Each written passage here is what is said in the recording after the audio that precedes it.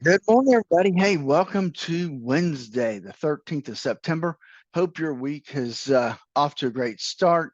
Yesterday, kind of a down day.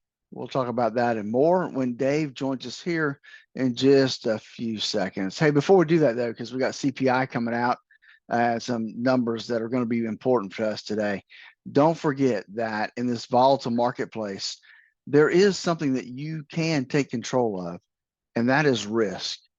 You need to know how much risk you have in your current portfolio, and you need to know how much risk you should have in your current portfolio based on your age, your risk tolerance, how close you are to retirement. All these things come into play. And that number needs to be a scale of 1 to 100. What is your risk number? Hey, give us a call at 863-382-0037 to schedule your core retirement design analysis, where we walk you through that process to determine how much risk you should have in your current portfolio. Hey, with that, we got Dave coming up next. I'm John Legend. Morning Dave here. It's 8:40. Adds 20 before 9. Time to check in on your money today and see what's happening on Wall Street. How is your IRA and 401k doing? Philip Statler knows. He's down at Statler Financial Services on the phone. Good morning, sir. How are you? Hey, good morning, Dave. Hey, doing well today, halfway through the week, and but the markets, Dave, they're just not really cooperating right now.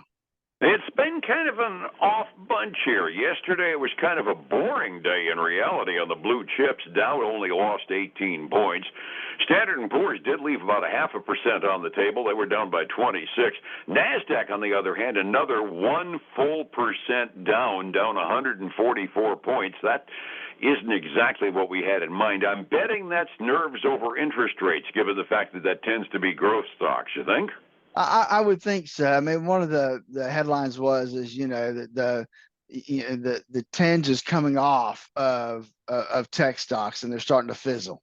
So well, yeah, we were making fun of it for a few weeks in there, that every doggone time a tech stock came out, all they needed to do was write artificial intelligence into their report. Even if you're Walmart, and all of a sudden the stock could go crazy. I think the bloom isn't coming off the rose, but people are starting to actually say, wait a dang minute here, we're responding to buzzwords. Well, I think so. And AI is getting more scrutiny out of Congress and out of the White House. So I think that could be, taking some of that bloom off of there too. Oh, yeah, and everybody wants Congress regulating intelligence. Oh, yeah. I mean, that's kind of that's an internal contradiction unto itself.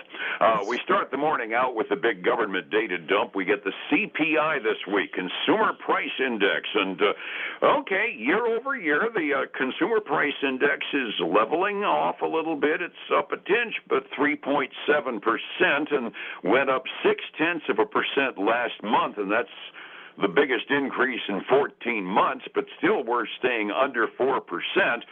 Then we get to the core, and it was up more than anybody expected it to be, and that even gets rid of the gas prices in the calculation, up 0.3% to 4.3%, and you're kind of thinking that might weigh heavily on the Federal Reserve next week when they look at interest rate decisions, huh? Unfortunately, I think it is going to weigh in on their decision-making process, because let's face it, Dave, their target is still 2%. And we're well above that 2% number, and the economy seems to be still doing okay, and so I think that that's going to weigh heavy on their decision-making process. I don't anticipate it being a big increase, but it would not surprise me to see another quarter point. And that's going to probably have a, let's say, sea change effect on the markets, because about a week and a half ago, I had the numbers coming in from the odds makers up in Chicago, and they were saying it's like a 98% chance of hold steady at this Federal Reserve meeting. So if they turn around and added a quarter point, it's going to be real interesting next Wednesday when they announce the decision, I suspect. Well, and let's face it, tomorrow will even weigh heavier, because you got the PPI and you have retail sales coming out. So those two numbers, if PPI ends up being higher than expected, that's inflationary as well. I think that could even weigh more. And then if the unemployment numbers continues to be abnormally low, and we dropped substantially on first-time claims last week, so it could very well be a triple whammy as far as odds of an interest rate increase next week. Yeah, I think that there, to me, looking at the numbers, there's a little bit of a headwind there as to whether or not we come out unscathed. But I feel like just the fact that 2% is what they want, and we're really close to 4, a little over 4 in the core, that's going to weigh heavy on their decision. And the fact that the overall number actually went up from 3.2 last month to 3.7 this month, you just take the top line number, we're kind of going in the wrong direction. And that, if I were a Federal Reserve governor, I'd probably need to gird my loins for a major fight over whether or not we need an interest rate increase next week. Yeah, I think they're going to, I mean, I just think that that's going to say, hey, we're going the wrong direction. Let's squash it right now. Absolutely. And before we get any further down the road. But, who knows what those guys will do. Absolutely. Tidbits out this morning briefly. Among one thing, you and I both found 2 different articles on the buy rating for automotive stocks. One of my tip sheets was talking about how with an impending strike, the selling pressures on automotive stocks and one of those buy the dip mentalities wouldn't be a bad idea. But one of your analysts said they thought it was a good buy just in terms of the general numbers, right? Well, it is. UBS had a new analyst take over the automotive industry as an analyst, and because the UBS really had a sell on Ford and GM, but this new analyst came out and has been digging through the financials, and he reversed that, and he put a buy rating on both Ford and GM, and he's saying that that there's 20 to 25% upside in the Ford stock, and he's looking at the Ford Pro business, its commercial segment is really doing well, and he expects that resiliency to continue on and mitigate the downside of the other 2 divisions at Ford. And so that's his reasoning. And Ford's getting a nice little 1% bump on that this morning. Interesting. And like I said, with the other side of the fence, the article that I read with the UAW threatening to strike them and the parties being as far apart, there's a little downward pressure on the price to begin with. So almost by definition, that's buying the dip opportunity. Both of those indications make good sense to me, don't they, you?